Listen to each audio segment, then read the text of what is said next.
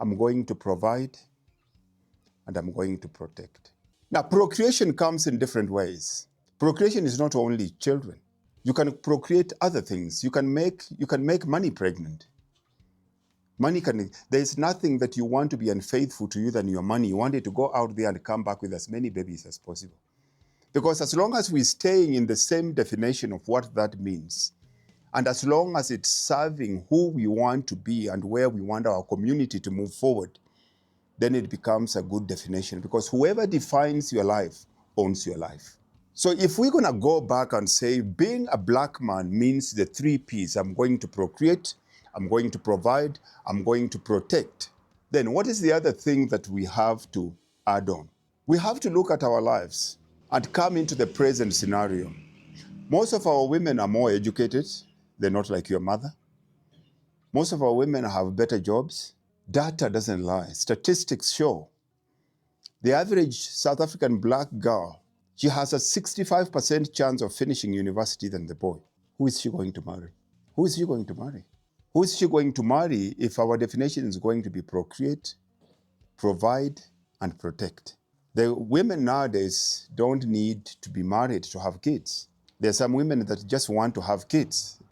And if you're playing hardballs, you can go to the sperm bank and choose the best looking man, the one with the high IQ, and have a child with that person.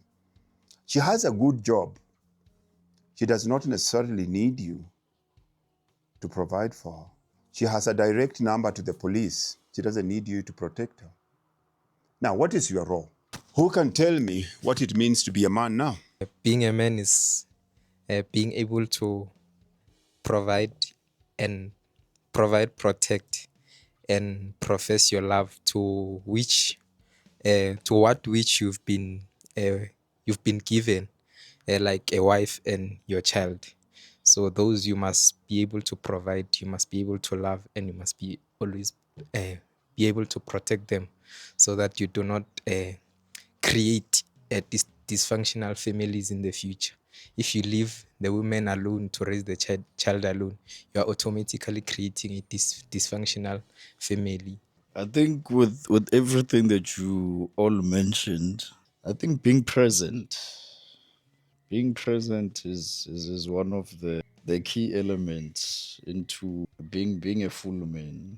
You can provide, you can protect them, but at least make presence the biggest key. Because at least when you are present, you can notice if you're not providing enough. You can notice if they're not protected enough. And you also get to learn your family, your spouse, your kids, or partner if you don't have kids. And you also get to learn yourself also if you are present. Just have a sense of awareness of what's happening in your home, workplace, or even when you're alone in solitude.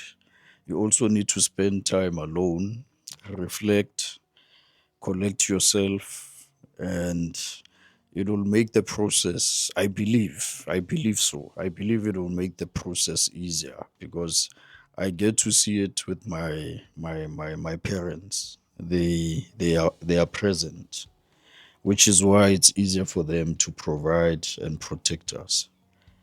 And then as for spouses, we all learning. We'll get there eventually.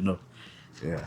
What I said right here. I think it's important as men that we are present in the other female's life, because it's important that we are there, because if you're not there, certain issues you're not aware of. Maybe for example, just typical example, maybe your child is sick. Absent fathers never know that until it's too late, where they tell you maybe the child has passed away or it's critically ill. So it's important for men to maybe teach the society as well as to what's the responsibility of a man.